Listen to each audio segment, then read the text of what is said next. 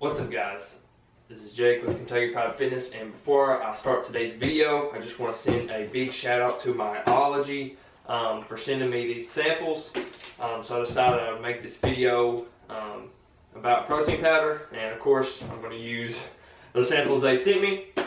So just wanted to get that out there. And also, if you're ever interested in getting any Ology products, not just their protein powder, their pre-workout, creatine, anything like that, I do have a coupon code. It's called FRIED10, F-R-I-E-D 10, save you 10% free shipping.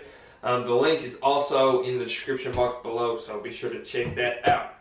Now, without further ado, let's get on to the video. What if a child dreamed of becoming something other than what society had intended? What if a child aspired to something greater? Okay, so protein powder, whey protein powder 101.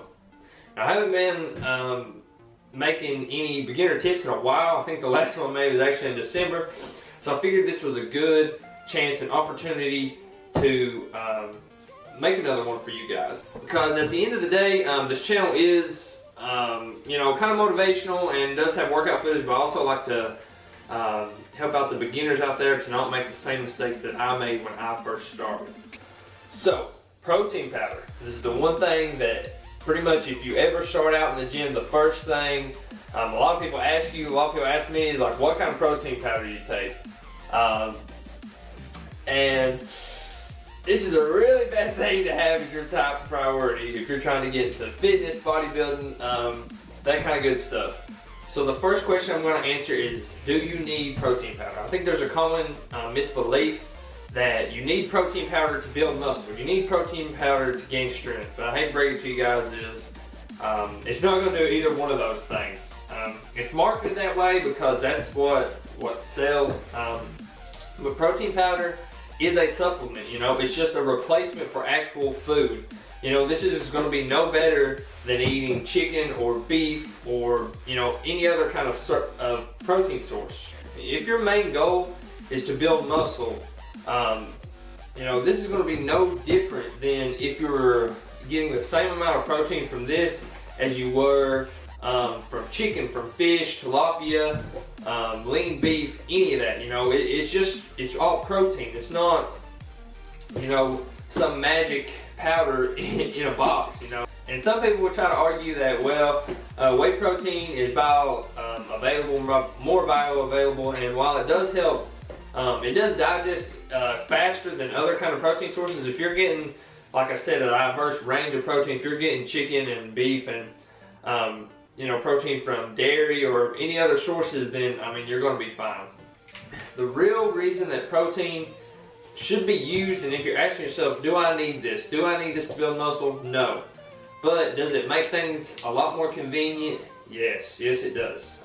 You know, as a general rule, you pretty much try to aim to get 1 gram of protein per pound of body weight. So for me, you know, I'm trying to get around, you know, 190 to 185 grams of protein a day. Now that's a lot of chicken. I do enjoy eating mostly, you know, whole foods like that, eating actual meals instead of drinking them. I do like to take 1 scoop of whey each night. So, for example, this whey isolate protein, for 1 scoop, you know, it's just got 1 gram of fat, 2 carbs, and 30 grams of protein. So that right there is a little bit over right around 5 to 6 ounces of chicken that I would not have to eat because I can just take this at night. And I also like to put my creatine with this as well. So it's just kind of a convenience factor for me. So if you're out there and you're just beginning and you're on a low budget and you're thinking, well, I could either afford this protein powder or I can get me a pack of chicken, please go for real food. Please go for chicken. If you cannot afford protein powder, you do not need it, okay?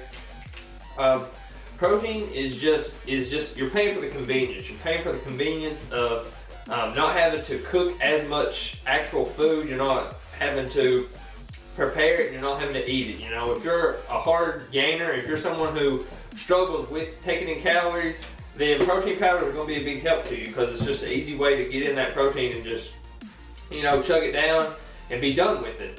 So hopefully that answers the question of, should I take protein powder? Do I need protein powder? No, you do not need it, but it is convenient and, you know, I do think it is useful.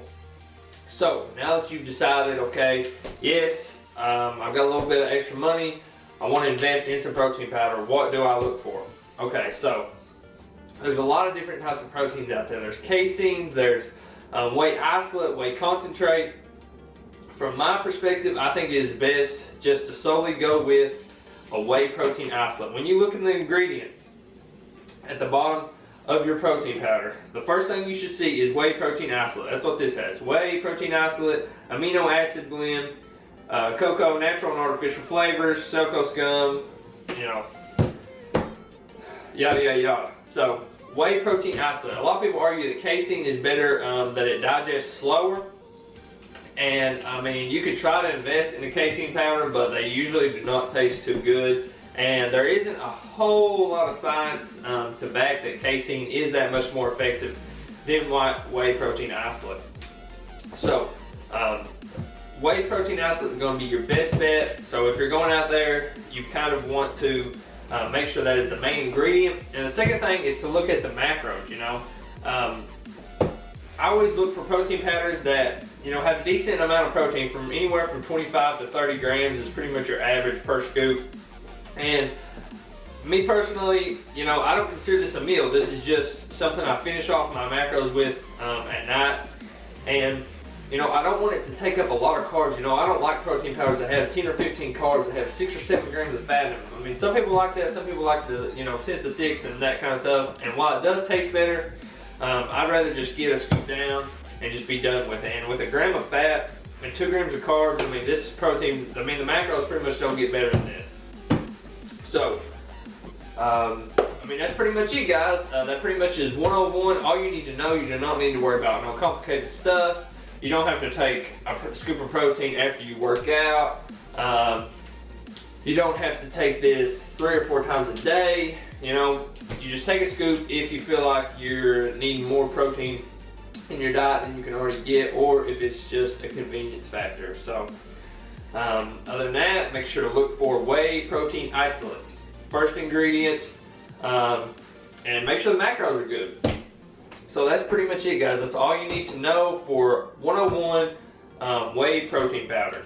I hope you guys like this video. As I said at the beginning, you know, there's a link down below if you ever want to get any Myology products. Big shout out to them again for sending me these samples.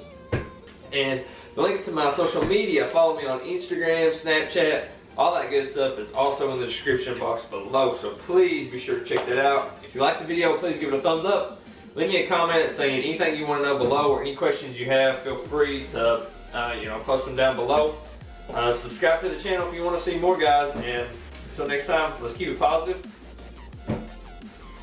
And God bless. Oh yeah.